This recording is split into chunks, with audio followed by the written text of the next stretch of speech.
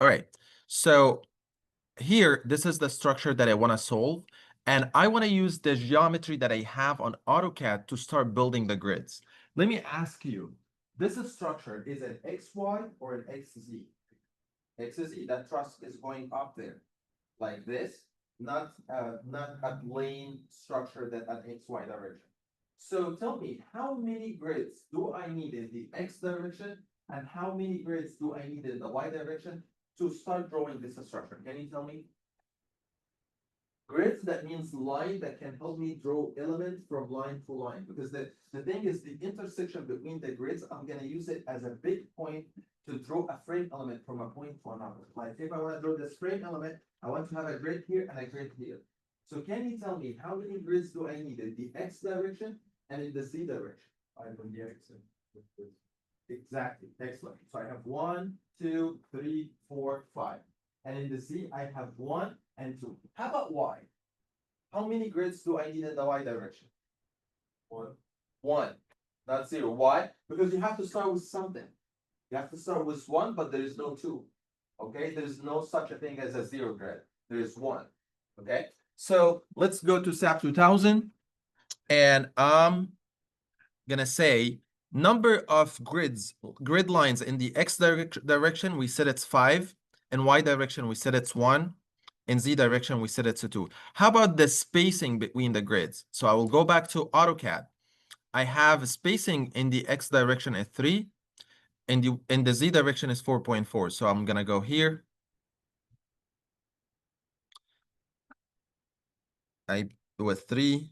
And here it doesn't matter. If you put 6, if you put 10, it's only one grid. So, and here I'm gonna put 4.4. And it says versus the grid line location. Basically, the last one is asking you, do you want the grids to start from 0, 0, 0 from the origin, or you want to put them at a specific origin? No, I want them to start from 0, 0, 0. So then I'm going to hit OK. Let's see what's going to happen. So when I do this, SAP2000 is going to divide the screen into 2 screens. If you want to make them one, you can make them one. But I would rather to work with 2 screens. I usually read one as a 3D to see how my structure is evolving. And I make one as a 2D, either XY if I'm working on a slab, or XZ if I'm working on a truss. So right now I want to draw my truss. XY is not going to help me because I want an XZ so I can start drawing my truss. And actually that makes sense. Why? Look at here. This is, if you look at the structure from the top, you are going to see one line. But if I look from the XZ, I'm going to see my grid. So let's say I want to switch this view from XY to XZ. So I'm going to go back to the software. You're going to go here. And up there, you are going to find, let me take this down. You are going to find here the views. You can see either, if you want to make this 3D, you just click 3D. If you want to make it XY, you click XY. You want to make it XZ, you click on XZ. Or you go to view. Here. And you can set the 3D view or you can set the 2D view, but I would rather use these two. So let's say you are here, you made it 3D. So you can come here, view, and set 2D view, and then you can pick what 2D view that you want. So if you want XZ, so you can make XZ, and then you say, okay, it's gonna be XZ. But that's too much work. I would pick it from up there. All right, so right now I can see my geometry. Sorry, the grids, I didn't do any geometry right now. I'm just preparing the SAP2000 so I can draw my geometry. All right. So right now I can draw my members. I can draw the truss member from here, here, here, there. So let's just say I started drawing the members. I can start drawing using the members here. Like as I said last time or last week, we said that we have multiple elements. We have frames, we have shell, we have blade, we have membrane, but mainly what we are going to use in our career, frame and shell. If it's beam, it's going to be frame. If it's a slab or a wall, it's going to be shell. So either one of these two, frame or shell. The truss is going to be frames or shells. Frames. But let me tell you something. When you do research, sometimes we model the frames as shells. or even solids. But when we do this, just like I don't want to generalize things, but it's different when you go practice engineering in a firm and when you do research. So the thing is, when we do the structure analysis, all what I'm interested in, if a beam has a load like this, I'm interested in the bending moment. I'm interested in the shear force diagram on this beam. So frame is enough to give me all that. But frame is not like, it's not the optimal or not optimal. It's not the most accurate representation of the beam. We are eliminating a lot of information about the beam. So when we do research and we want to investigate a lot of stresses and strains and cracking, so we model this frame as a shell. Like we make a shell like this with the same depth of the beam. And we make something like this. We divide this as a shell and we keep dividing it into smaller spaces and we keep studying what's going on inside the beam. How's the stress strain is developing inside this beam. Here, I cannot do that much. I can, but not if I have shell. And sometimes when people want to get in depth in the analysis of beams, they make it 3D. Something is called solid element.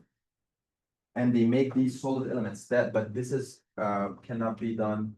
I believe there is some solid elements, but this analysis cannot be done by SAP2000. We use different softwares like ANSYS or Abacus, lots of research software.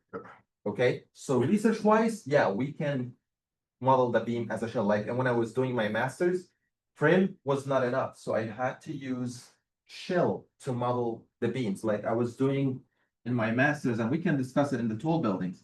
In tall buildings, we have something called shear walls. Shear walls take a lot of bending moment or a lot of increase the resistance of the building. But sometimes we end up with having two shear walls and I have to make a space between them. There's a space between them and they are two separate shear walls. We make something called coupling beam to make these shear walls act as a one wall. Like rather than everyone moving separately, we are gonna make them feel like a one wall. So we connect them with a beam at the story level, something like this. My master's thesis was in the analysis of this beam. This is called coupling beam. It's a very, very special beam. If you model this beam as a frame element, you are not gonna see what is this beam actually doing. Like basically, this two walls is not gonna feel this beam. So what we did, we make it as a shell element. Like it was something like this. We modeled the whole depth of the beam. Something like this. And actually the reinforcement of this beam is very special. It's something that's like cross, like this. Like that basically, if this is the beam is like having reinforcement like this and reinforcement like this. All these beams to provide coupling to make these two acting together. So sometimes there's some cases, no, we cannot model the beam as a frame. But in most of the structural engineering application, since we only interested in bending moment and shear force diagram, we model the beams and model the frames as a frame. Okay, but there's some exceptions and we talked about them right now. Okay, so let's say I want to start drawing my frames right now. If you start drawing the frames, basically SAP2000 is going to develop a generic cross-section of this frame. And I don't want to do this. I want to define the materials and define the cross-section before I start drawing sections, so that I save a step down the stream, because after I draw using these ones and I start drawing, I don't want to come 5 minutes later to assign new sections to each one. So basically, let's say that you have a structure and this structure has columns that are 50 by 50 and a column that is 40 by 40 and a column that's 30 by 30. If you start drawing right away, so all of them are going to be the same cross section. I want when I draw, I pick the dimension, the right dimension for each element. So let's see how we can define this. First, I'm gonna start with define the material. So there's here a tab is called define. So I'm just gonna click on define, and you're gonna find a lot of things that you can define. You can define materials, you can define sections. There's something called mass source. We use it for seismic design. There's something called function. There's some, if you guys heard about responsive spectrum for designing, for earthquake engineering, we define the responsive spectrum function here. There's something called load pattern, load cases. If you want to tell the software that there's a dead load, there's a live load. So we do all this here. Okay, let's start by defining the materials. So once you start defining materials, you are going to find that SAP2000 has already two materials redefined for you. You can use them. However, sometimes in some engineering projects, these materials doesn't represent the materials that we have in our project. So we have to redefine the material. You either modify them or redefine a whole new material, or you can import materials that you already have on file. Some companies have their own materials and you just can import them. Okay, so let's go in this material and see what does it have. From the name, I can see it's a 4,000 pound per square inch. About 4,000 pound per square inch, that gives me the vibe that this is a concrete. This one, it says A99 F yield 50. That means, oh, sounds like a steel. Okay, so if you want to go, you can either go modify this material. So I'm going to say modify and show material. So when I click on this, all this is going to show up. You're going to find out that the material name, it's called 4,000 pound per square inch. The material grade, it's here.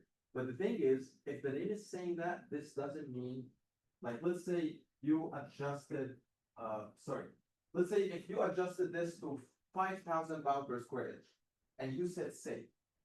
So this doesn't change the material. Because all what you have, you just change the name of the material. You can actually make the name of the material Omar, or you can make it great. You can make the material whatever name that you would like. But we would rather name the materials with unique names. Like what is the unique name? What is the unique characteristic of this concrete? Is the characteristic strength, the compressive strength of the concrete, which is 4,000. So all what I'm gonna do, I'm going to keep the 4,000. I'm going to check the weight per unit volume. It's 2.4. This is actually the density of the concrete, which is right. And here you are going to find the modulus of elasticity of the concrete. And I showed you last time, if you want to calculate the modulus of elasticity of the concrete, you can do that. Like E is equal to 4,700 root FCU, the compressive strength. So if you know the compressive strength of your concrete, you can calculate this number. And the Poisson ratio, which is the relationship between the lateral strain over the longitudinal strain of the concrete, which is always 0.2. And here is something called the coefficient of thermal expansion for the concrete, and the shear modulus, which we'll rarely use. And here there's some parameters for design. Here, because when you do design, you need to know what is the compressive strength of the concrete. We're not going to do design in this course, but for you, you have to know what is the FCU of the concrete and how we can know that. We talked about it last time.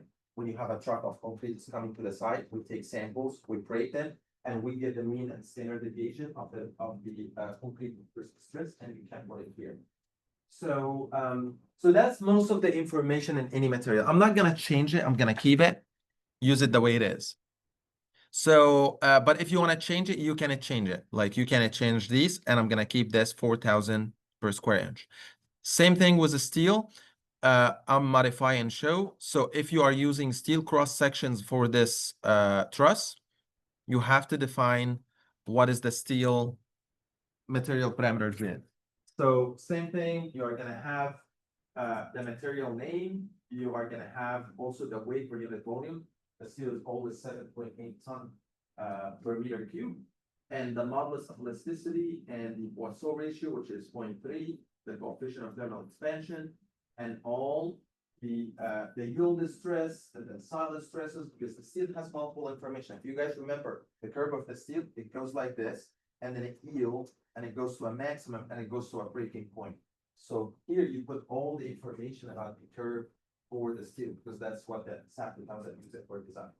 For me, I'm not going to define these right now because we are only interested in analysis. I'm not going to hit the design button over there. I'm going to only do analysis because in this course, I'm only interested in internal forces.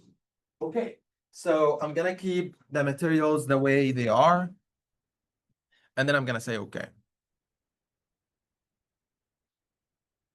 All right, so that's defining materials. Let's define cross sections. So when you go to define cross sections, you are going to find multiple things to define. You are going to find frame section, you are going to find tendon sections, if you are going to stress concrete or something, so you have to define the cross section of the wire, or we are going to do a cable, like you have a cable, like one of the cable structures that we saw, you can use cable. The difference between tendon and cable, the tendon is the one that you put in the post, like a post tension or pre-stressed concrete. That's a tendon. But if you have a cable, that means like you have a cable stayed bridge or a suspended bridge. So you use a cable, so you have to define the section of the cable. And area sections. Area sections is the one that we kept talking about them last week. Plate, the membrane, the shell, all of them are under the area section. And there's something called solid properties. I didn't use it in SAP2000 before. And there's a bunch of other stuff. So we're only interested in frame and area section for this class. Okay, so let's go for frame sections. So I'm gonna go to define, and then sections, and then frame section. In frame section, you either import sections that you have already on your computer, or you can start adding a new property, and that's what I'm gonna do right now.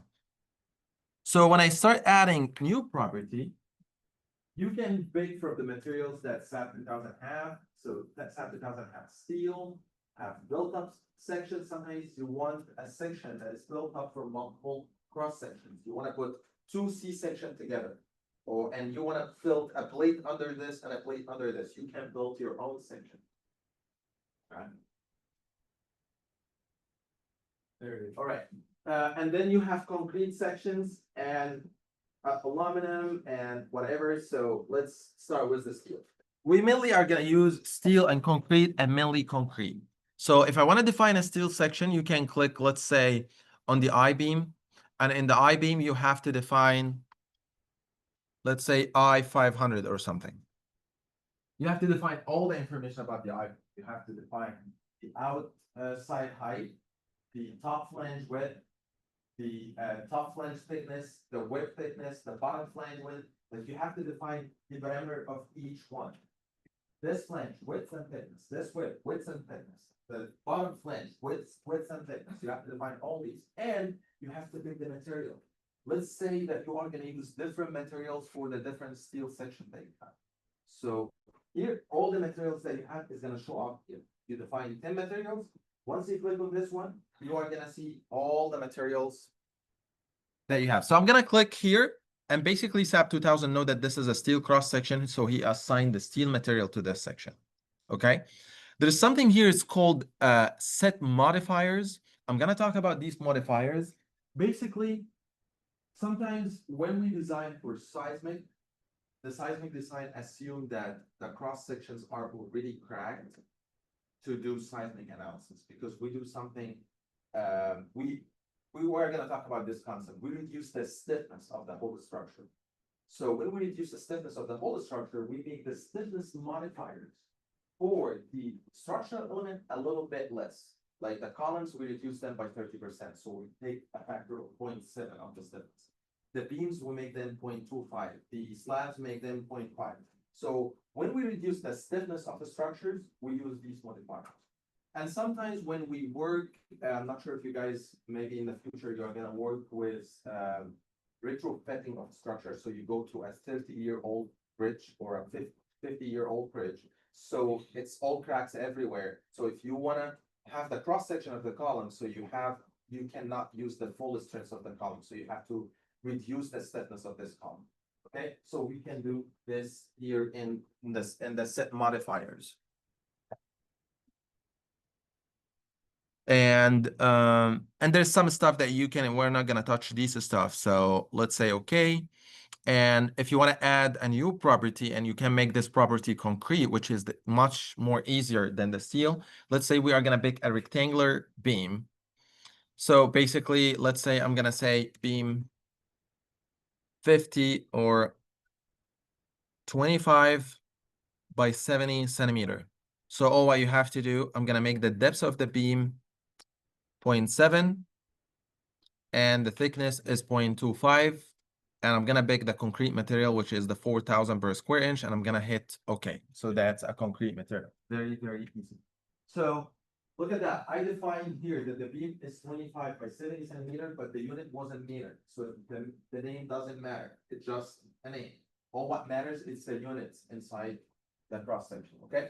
So this is how can we define cross sections. So let's say we are done with the cross section part. I'm gonna teach you right now how to define. So right now we knew the material, cross section. So let's define load pattern. So when you start defining load pattern, you will find that SAP2000 already defined dead load for you. Because SAP2000 assume that I'm gonna calculate the on weight for you. Like once you draw the structure, I'm gonna calculate the on weight, and I'm gonna put the on weight and the dead load. You draw a truss, I'm gonna calculate all the steel section weight, and I'm gonna put them here. You draw a building, I'm gonna calculate the slab, the columns, everything, and I'm gonna put them here. But let's say you don't want SAP2000 to calculate this for you. What should I do? The thing is, in our problem here, I don't want SAP2000 to calculate loads for me. Because if I let SAP2000 calculate the load for this, and that, this is gonna act like a simple beam. It's gonna have a bending on it. And important hypothesis about the truss, we assume that the weight of the truss members is very, very light compared to the loads on the truss. Like the on weight of the truss itself, like this one is very light. So we assume that this is very light. So we make the loads of this truss is 0. And we calculate the on weight of the truss, but we assign it at the joint. Okay, like this joint is having the weight of all these. This joint is having the weight of all these. All right. So we don't want SAP2000 to do this for us. So what should we do? So I'm gonna ask a SAP2000, hey, don't calculate the on weight of the structure. So make the on weight is equal to 0. However, I want you to keep the dead load pattern because I'm gonna assign it by myself as a concentrated load on the joint. Okay? So let's see how we can do that. So basically you come here, this is dead, it's called the load pattern name, and the thing is you can choose the load pattern type. Let's say you can pick a name for the dead load. You can name it on weight. You can name it whatever you want, but what matters is the time. So I'm gonna name it dead, and I'm gonna keep it the type as a dead load. All right. And then it's says here self-weight multiplier. So basically ask you how much of the self-weight of the structure do you want to save it in this load case.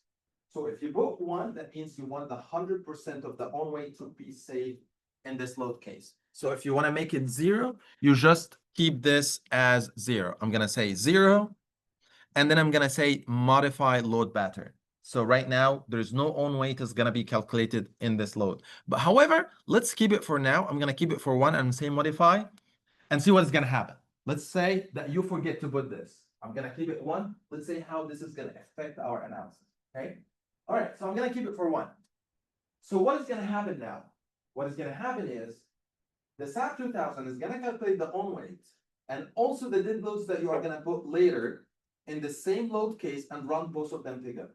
Okay, that's what's gonna happen. Okay, let's say we are done with the dead load. Let's modify live load. So, oh, sorry, let's add a new load pattern, which is the live load. Why? Because I have here 2 load patterns, dead load and live load. All right, so I'm gonna come here. I'm gonna name live. Let's make it all capital. And I'm gonna name this load pattern live. And I'm gonna make this self-weight multiplier 0 because I don't want any on weight. If you make this equal to 1 and say modify, what is gonna happen? Can you guys tell me?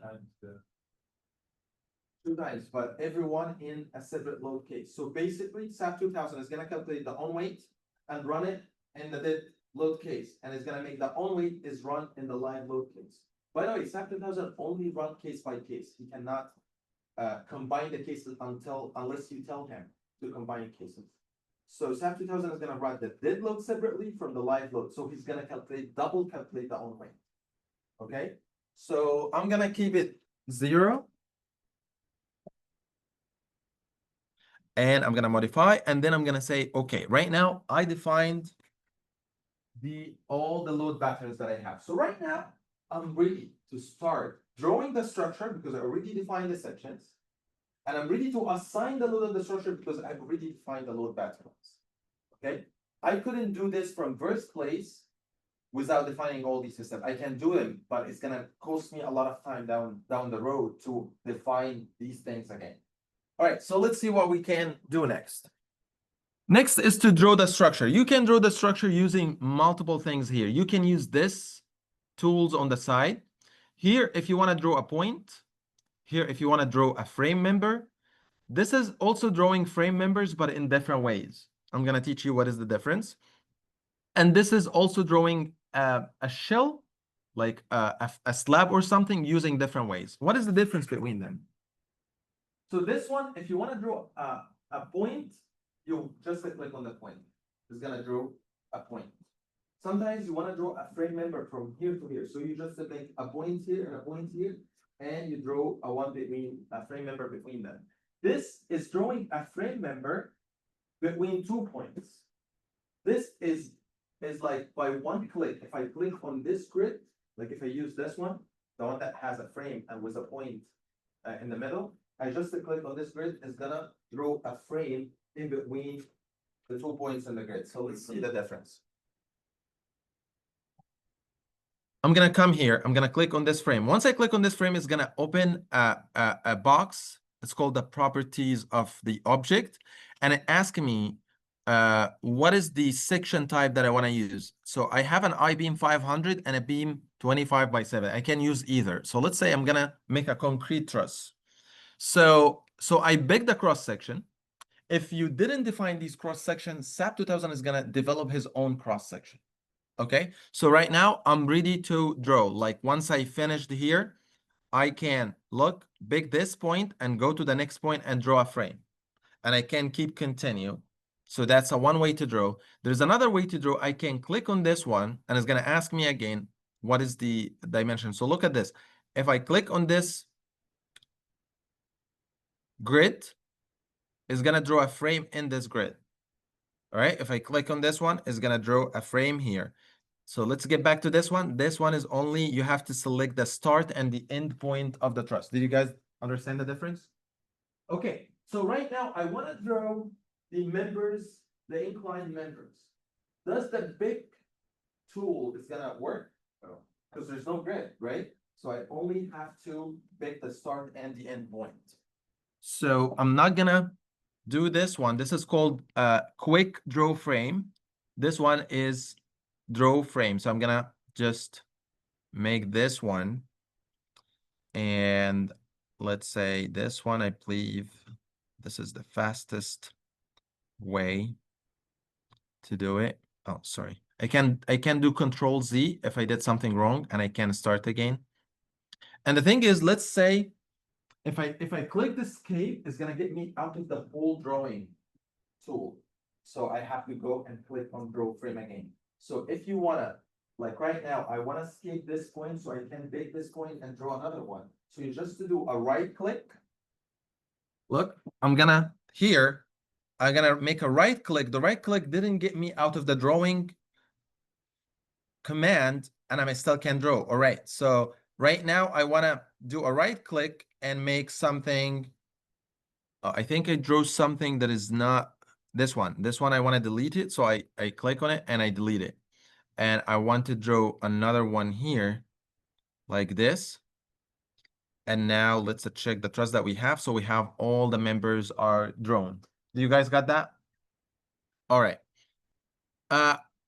Let's say I want to delete this member. So basically you make a box. This box, if you make it from top to bottom, like if you make something like this, is gonna select every complete member inside the box. Look, I make a box from here and it goes up like this. It selects everything that is complete inside the box. Like it didn't select this member or this member or this member. But if I reverse the selection, like if I made the selection from top to bottom like this, it's gonna select anything that this box is touching. Look at the difference. Here, it selected everything that is complete. This one is select everything that is touching. And that's really, really important tool. Like sometimes, oh, I want to delete these members. So I just deleted these members. And if I want to draw them again, I can draw them one piece. I draw them like this. However, drawing them that way, it's going to make an error down the stream, but we are going to learn from this error. I have to draw them separately and I have to do some stuff, but let's keep it as a one member and see what is going to happen. All right. All right. So right now the geometry is ready. So what is the next step? What do you think is the next step? Is this structure ready for analysis? Supports. So this thing by itself is unstable. Once you put the load and run the analysis, it's gonna have deformation of a millimeter because the thing is gonna flip away, like it's gonna be unstable. Okay, so I want to put the support. So basically, you select the point that you want to put support at. Let me check here. I have roller on the left, hinge on the right. Okay, so I'm gonna get back to SAP 2000. Look at this. Here, I can select that way or I can select that way. Either is fine. Let's make escape. Look, I'm selecting it that way. But you would tell me if you assign a roller, this is not only a joint, that's a frame. But the thing is, only rollers, hinge, fixation only get assigned on points, not frames. So it doesn't matter if you select the point with other frames. But if you select this point with this point, it's going to assign hinge here and hinge here. So it doesn't matter if you select it with frames or not. So I'm select the point and I'm gonna do something called assign. And I'm gonna assign joint, and this joint has something called restraints. So if you want to assign a boundary condition, you go assign, joint, and then restraints. When you go to restraints, it's gonna ask you, basically you can pick one of these figures. You want to make it free, pick this one. You want to make roller, you'll tell me, why would I pick free? Sometimes you assign a boundary condition and then you figure out, oh, I shouldn't have put a hinge here. So you want to make it free. So you come here and free this support. Okay, and you can assign a roller, hinge, or a fixation. Or you can do the restraints from here. So since this is a roller, and the roller is going to allow this structure to move in the X direction, do you think which translation that we are going to restrict? Sorry. Okay. So basically, translation 1 is the X, translation 2 is the Y, translation 3 is the C. So if you want this point to move only in the X direction, so you are gonna the only restraint that you have when you have a roller is the vertical.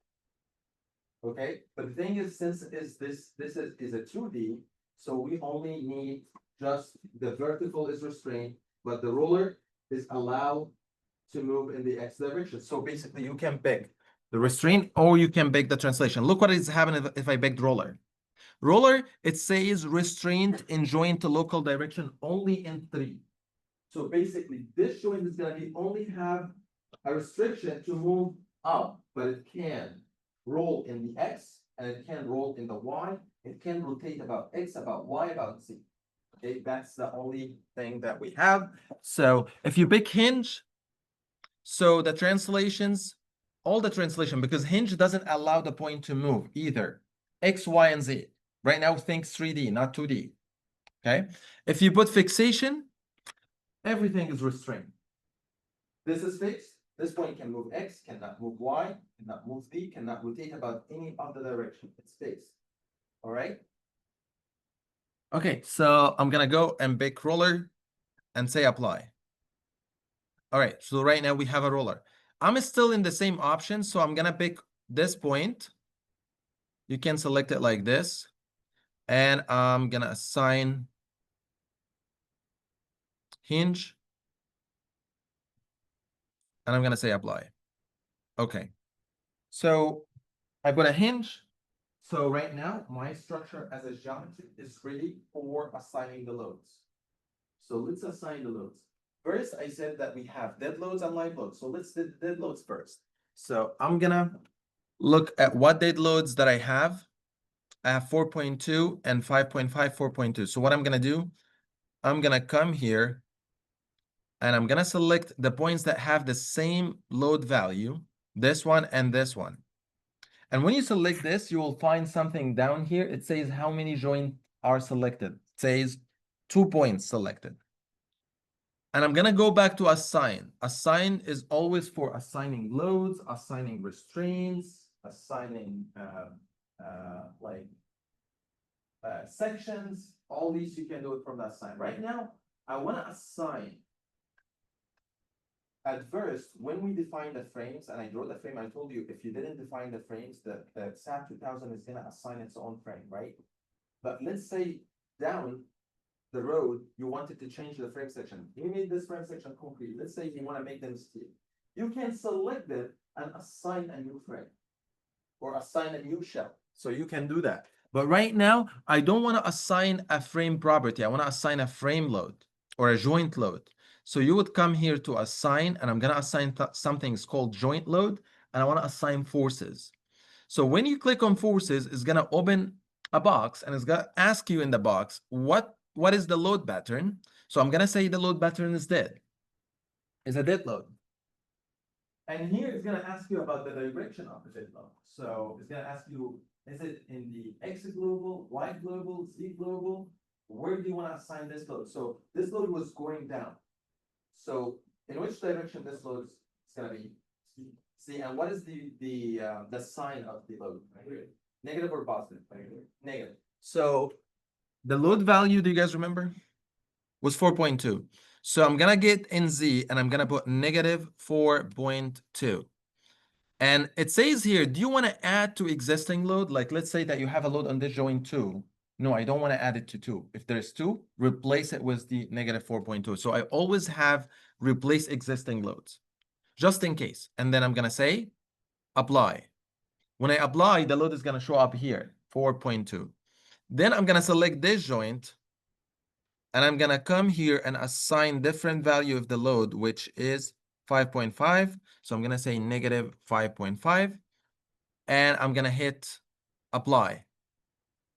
All right, so we put all the dead loads here. I keep this open and I keep selecting and selecting and assign until I finish it. We have a live load here, and it's going in the X direction. So I can exchange this from dead to live. Let's check the value of the live load. It's 5 ton. So I'm gonna pick this point and I'm gonna change this to live load. And where should I put it here? First, I have to make this 0. And is it positive or negative? Positive. I'm going to make it 5, and I'm going to hit OK. So what happened right now? Where's the other loads? As I said, SAP2000 only can deal with one load pattern and can only visualize one load pattern at a time. So if you assign a live load, look what happened here. It says joint load, and it's live. So it only shows the live load. Where's the dead load? Is it gone? No, it's not gone. It's saved, but it's not visualized. If you want to visualize the dead load, so you would come here to view, display, and then in display you would show object load assigns, and then you would go to joint, and then you change from live to dead, and you say okay. So it's gonna show you the dead load. Where's the live load? The live load is there, but not visualized. So it's there, it's not visualized. If you want to visualize it, you have to visualize it yourself. Can you go again? That's that goes the screen where. Oh, okay. So you go to display here. And then you go after display, you go to object load assigns, and then you go to joint. And in joint, you check which load pattern that you want to see. So if I want to check the live, I'm going to say, okay, it's going to show me the live load. Perfect. Okay, so I have all the loads, all the geometry, all the boundary conditions. Everything is ready, right? However, this is not right. There is some tweaks that we need to do so that we can make this truss actually represent the truss that we are solving. But let's see if we run it that way, how is the final results is going to look like? And you are going to tell me why that happened, all right? Okay, so the thing is, I didn't save the model. So one of the most important things that you have to remember is to save the model, because sometimes things happen. You work for 4 or 5 hours and everything's gone.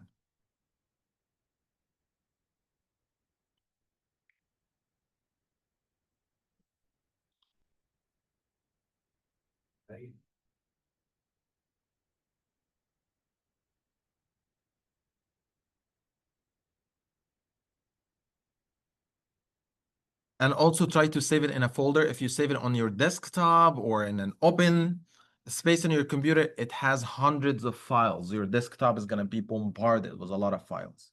So you always keep it in one file. So I'm going to name it Truss, and I'm going to say save. And definitely it's saved. The thing is, it has a file for the geometry, a file for the load pattern, a file for everything. So you don't want all these files to be in your desktop. You have to have it in a specific folder under a specific name.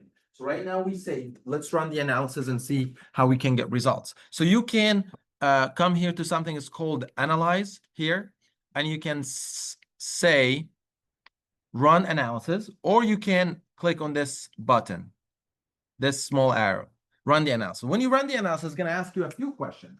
What are these questions? Is it going to ask you, do you want to run all these load cases? Do you want to run the bid and the live? And there's a load cases called the model, which is a vibration case we use for seismic, and we don't need it right now. And it takes more time than these two. So what I'm going to do, I'm going to skip the model. I'm going to say, don't run model. I'm going to say, don't run. Actually, I said, don't run all. So I'm going to say, don't run this case. And I'm going to say, run this case. And then I'm going to hit run now. It's going to take a minute.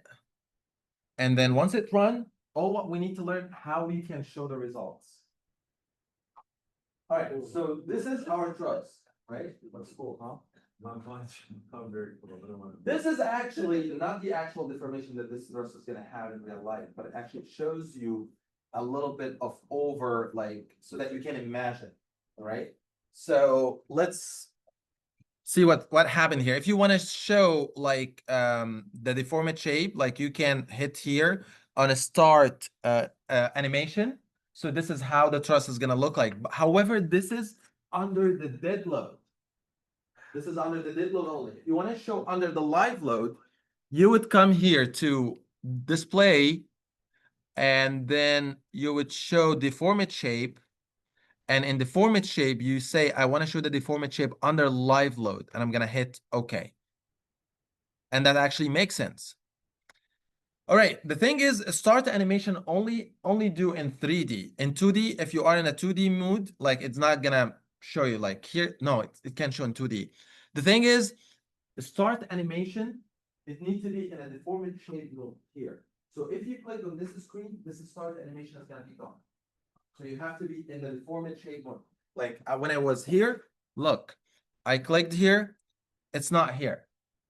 I only have to click here, and once I click here, I can start animation. And that makes sense. For live load, when you have a load is going that way, it's gonna make the truss going that way. But why does it go back and forth? Because it shows you, like, it only goes backward, but it shows you like animation, repeated one. Like this is how the live load is gonna go. All right, but this is not going to happen in real life. Real life is going to be pushed that way, but just showing you as an animation visualization thing. Like this is how the truss is going to move. All right. Okay. So let's see how we can extract bending moment and shear force and normal force. This is a truss. What is the internal force in this? It's supposed to be in this truss. What? Only normal force, right? That's a truss. It doesn't have shear. It doesn't have a moment. So let's check that. So you can go, by the way, you can show the deformed shape from here. Like this, if you clicked on this, it's going to show undeformed shape. If you clicked on this, it's going to show deformed shape. You say, I want to see deformed shape from dead load. You click dead load, and then you say, OK. If you want to show internal forces, you click on this one. And internal forces, you can show, because this is a truss, you only can show joint reaction and frames. There is no shells, there is no solids, there is no plane, only reactions and member forces. So let's say, what is the reaction at the joints? I'm going to click on this. It's going to ask me, do you want the reactions from the dead or the live? I'm going to ask, I want them from the dead, and I'm going to say, OK. So it's going to show you, here's 2 reactions, here's 1 reaction. If you want to show reactions from the live load, so I'm going to hit live load, I'm going to hit OK. And actually, that makes sense. If you have a 5-ton goes that way, this is the only one that can take the 5. And these two is going to make a moment like this. So this is going to counter the moment, and they are equal impact. Okay, so reactions make sense. Let's see the internal forces. All right, I'm gonna see the internal forces in the frames, and I'm gonna show them due to the dead load. Here, ask you, what internal forces do you wanna see? Do you wanna see axial force, like normal force? Or you wanna see shear 2-2 and shear 3-3 and moment 2-2 and moment 3-3? Do you guys remember? I told you our cross sections is like this. And this is the directions. I believe it was 1, 2, and 3. So we only interested in Q3 in the 3 direction and the moment around 2, right? Okay, so let's see what we have here. First, let's see the axial force. I'm gonna hit okay, and this is the axial force. The axial force makes sense. If this truss bended that way, this is gonna be under tension, which is blue, and these are gonna be under tension, which is red, right? And this one is gonna compress also as well, these two and these two. You know, if these two was that way, like not that way, it's gonna have a tension, not compression. But because they are all that way, they all have compression. All right. Okay, so let's see. It's supposed to be if I clicked on shear moment 2-2 or shear 3-3, they're supposed to be 0. So let's see what's gonna happen. Oh, sorry, it's supposed to be moment M. All right, sounds like the cross sections should be, this is 1, and this is 2, and this is 3. So this is the moment about 3. I'm not sure. Maybe you guys check the notes. I believe it's 1, 2, and 3. So this is the moment around 3. So that's a bending moment. Let's focus on that. Is that right? Like we have a truss that has a bending moment? That's not right. However, when we draw the truss, we draw it in a way that can develop a bending moment. Do you guys know how that happened? Or the whole beam. Okay, that's one thing. The releases.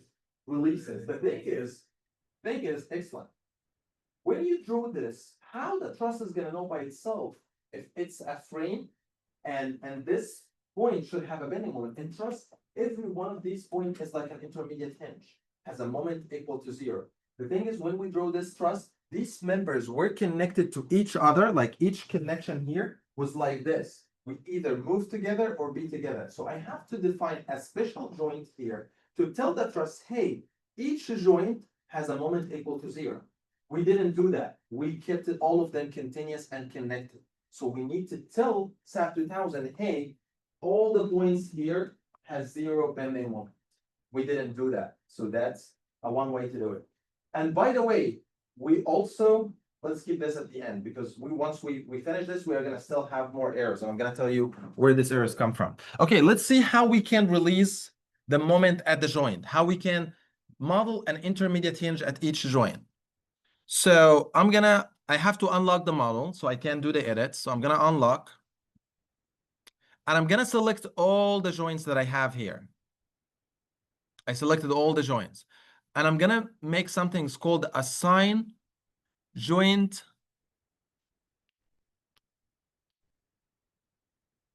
Oh, frames, sorry.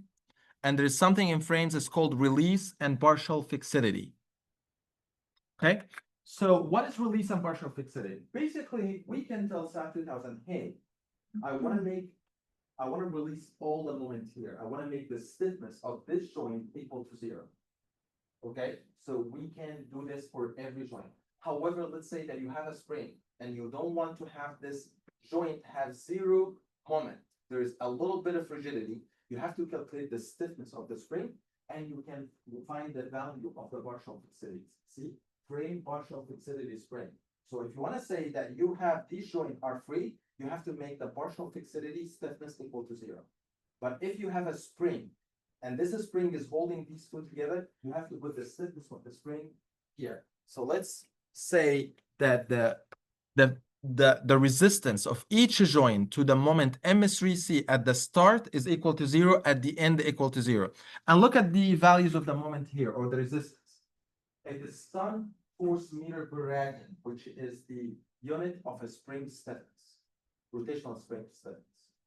Okay, so basically, if you have a spring holding the, like if you want to solve the structures that we have with the springs, you have to put the spring stiffness here at the start and the end.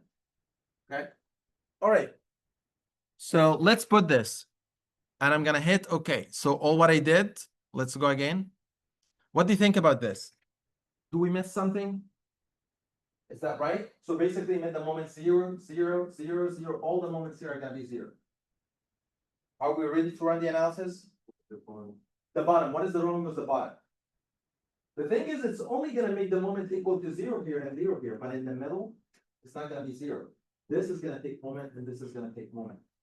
Okay, so I'm gonna change it for now. Maybe you run it in home and see what is gonna happen if we keep it that way. I'm gonna hit F4.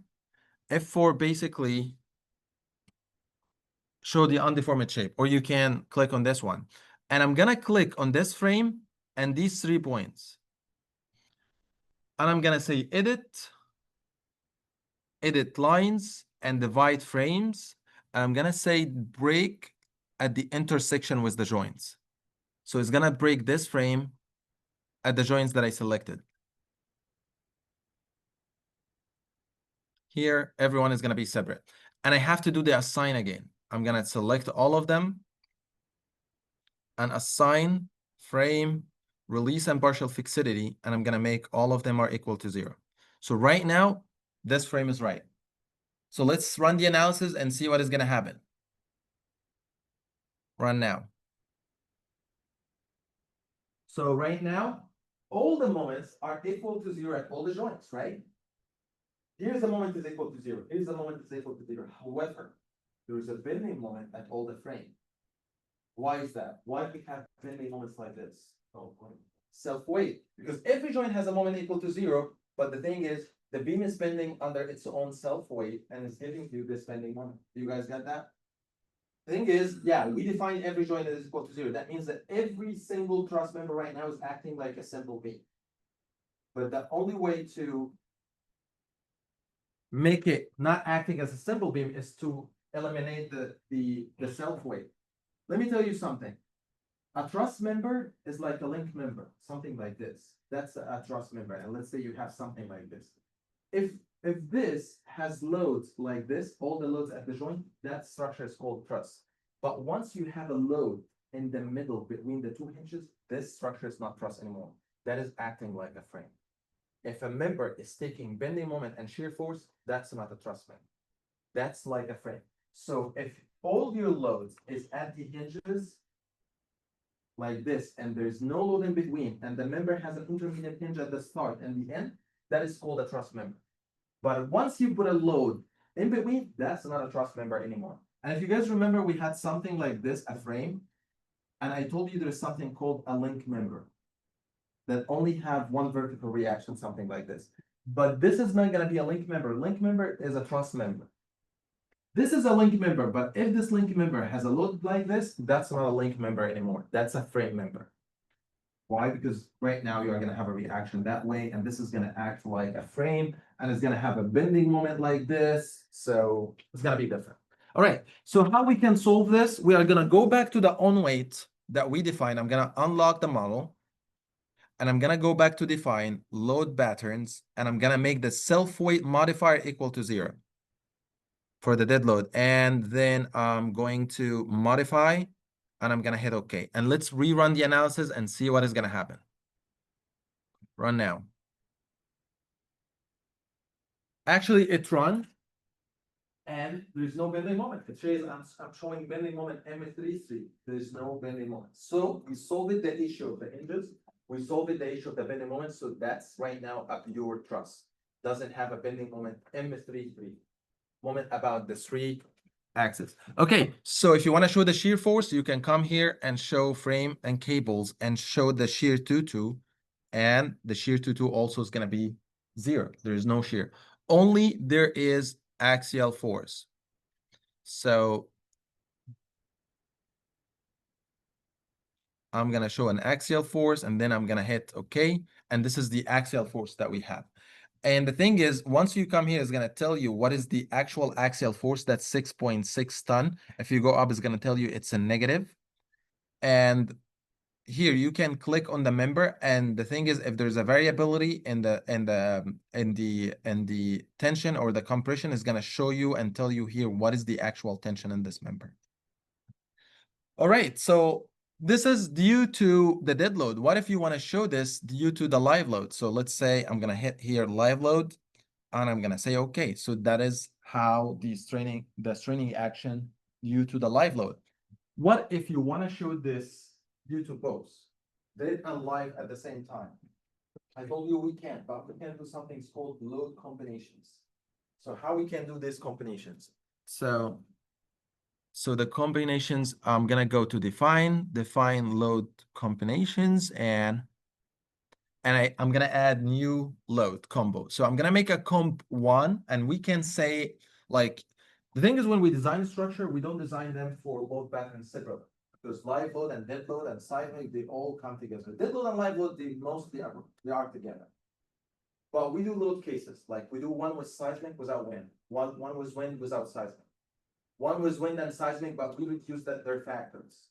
One was rain, not with the snow, and one was roof life load without rain. So we do lots of load combinations that are coming from statistics. So you have actually, when you design a structure, you have to do all these load combinations. I remember when we used to design building, it had like up to 50 load combinations. And your cross section has to pass all these load combinations. If it failed one of them, so you have to change the cross section. Okay. So let's do one load combination. Let's say comp one, and I'm gonna make the dead load is one, and I'm gonna make the live load, for example, let's actually make this 1.4. Yeah. And then I'm gonna say modify, and I'm gonna make, sorry, I wanna make the dead two, and let's make the dead as 1.6 add. I'm gonna say okay. Okay. The good thing about the load combination, you don't have to unlock the model to do it. You can keep the model in the run, and you can do the load combination.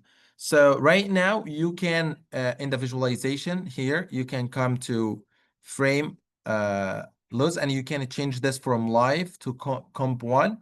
And I'm gonna show the axial forces, and it's gonna show me how's the axial forces look like. So this is the axial forces due to a combination of the dead load and the live load. Let's see if we want to show the deformation. You can show also the deformation from the load combination number one. And I'm gonna also say okay. And here's it shows you how is the deformed shape look like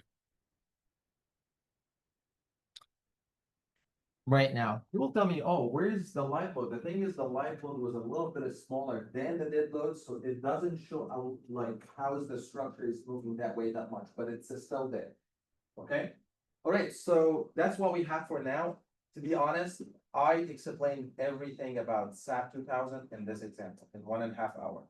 So next time we're gonna solve maybe 3 different problems. Every one is gonna take 15 minutes or something. We're gonna do a beam. We're gonna do a frame. So maybe we're also gonna do a slab, because we already covered the basics. Most of the tasks: edit, view, define, assign, analyze, and also display. So we covered many things. So we have like two lectures on SAP2000 to cover the rest of the stuff, right? All right, sounds good. See you guys next time. Thank you. Thank you. I'm gonna send a survey for this course, just like it's called mid-semester survey, just to make sure that you guys, if anybody has an issue, if you want to change things, so please try to fill this survey, okay? Okay. All right. So. You have to go lyric, all right? No,